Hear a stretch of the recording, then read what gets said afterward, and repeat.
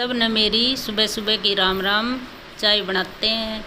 दूध और पत्ती डाल के उबाल ली। अब मैंने चीनी डाल ली है। चीनी के साथ साथ मैं डाल देती हूँ इसमें दूध, और दूध डालने के बाद चाय उबल के बिल्कुल तैयार। ये देखो कितनी अच्छी चाय बन के तैयार हो गई है। और एक ननद रानी को दी चाय, और एक चाय दी सास को। चाय सास पिएगी कटोरी में, और फिर चाय पी के हम चल पड़े। सबको करी टाटा बाय बाय पीछे रहने वालों को, और आगे दिखाती हूँ मैं अब हम कहाँ जाएंगे।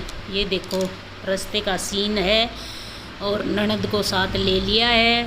ननद रानी को छोड़ेंगे उसके गांव। और फिर हमने एक जूतियों की दुकान देखी, और जूती देखने के बाद तो मन इतना भाई मचल गया है बिल्कुल कि जूती नहीं देखी और ली नहीं तो कुछ नहीं करा।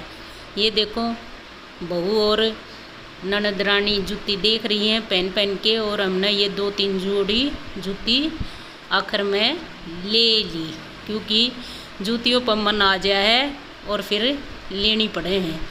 तो हमने जूती ली और फिर हम चल पड़े गांव की तरफ। गांव की तरफ चले, और फिर से देखो कितनी अच्छी खेती और कितने अच्छे धान लोगों ने लगा रखे हैं। बहुत ही सुंदर सीन है।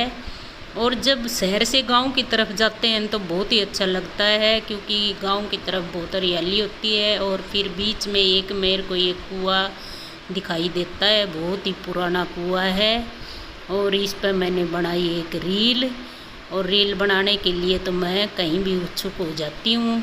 और मैंने ये कुआं देखा, जोड़ है, और जोड़ में भैंस नहा रही हैं। और फिर से हम गाड़ी में बैठ के तेज़ रफ्तार से हम गांव की तरफ चल पड़े।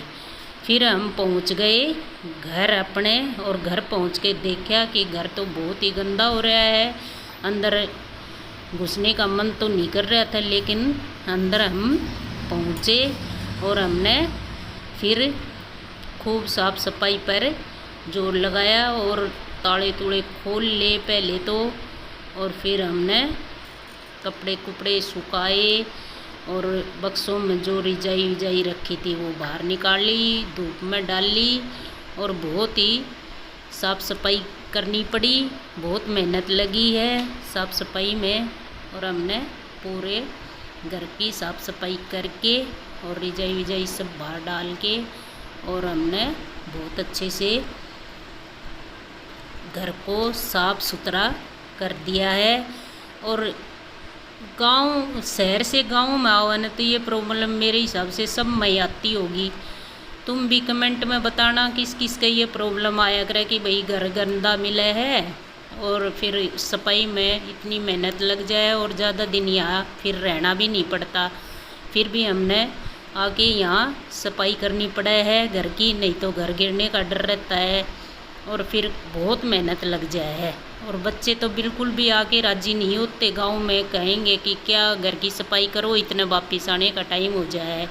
फिर 2-3 दिन घर की सफाई में लग जाए हैं और फिर वापिस आओ, और इसलिए बच्चे आना पसंद नहीं करते गांव में।